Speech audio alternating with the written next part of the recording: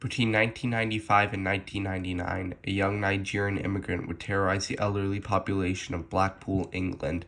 By the end of his spree, between 5 and 8 elderly people were dead. This is the story of Stephen Akinmurele. Hey, I chose this case because I wanted to cover a story from the United Kingdom and how obscure this whole serial killer case is. Enjoy. Stephen Oludemeji K. Akinmurele was born on March 16, 1978 in the West African country of Nigeria. Not much is known about his early life, but what is known is that his father was a Nigerian native and that his mother was from the Isle of Man.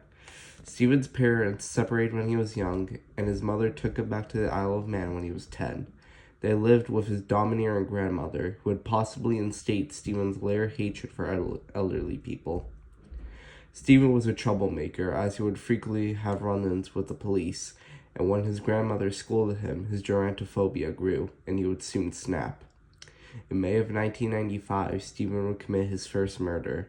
He entered the home of Marjorie Ashton, a 72-year-old woman. He strangled her to death and set her corpse on fire. This would begin his violent crime spree. He would strike again in February of 1996 when he strangled 68 Dorothy Harris to death in her home.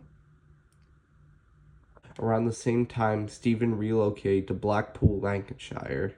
He got a job at Rumours, a bar and a popular hangout for girls and men who came to see those women. Stephen would begin to become more open about his sexuality, being active in the bisexual community of Blackpool. After 2 years, however, Stephen would resume his murders. In October of 1998, Stephen bludgeoned his former landlord, 75-year-old Jemima Cargill, in her home. He set the house on fire afterwards. Before he burned the house down, Stephen took food from the refrigerator, but only later that month his crimes would escalate further. On Halloween's Eve, October 30th, 1998, Stephen entered the house of Eric and Joanne Boardman. Having seen Joanne out and about earlier that day, he came with a sock containing batteries bound with tape.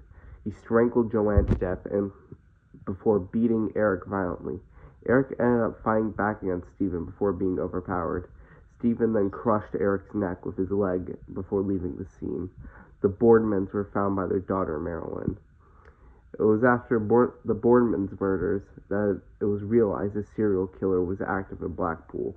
Only about 48 hours after the Boardman murders, police arrested Stephen Akinmurele as flat. They had located his fingerprints and DNA on the sock found at the Boardman crime scene and matched it to DNA submitted from past law enforcement encounters. Stephen was charged with the Boardman murders.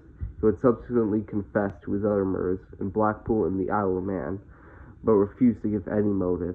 His trial was scheduled for late 1999, but would never come. Before and after being incarcerated, Stephen had attempted suicide at least 2 times. His girlfriend had also told authorities that he was a danger to himself.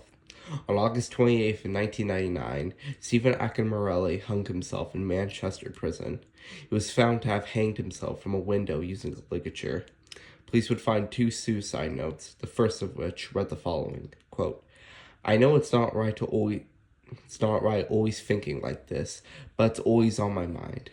I can't help the way I feel. What I did was wrong, I know that, and I feel for them, but it doesn't mean I won't do it again.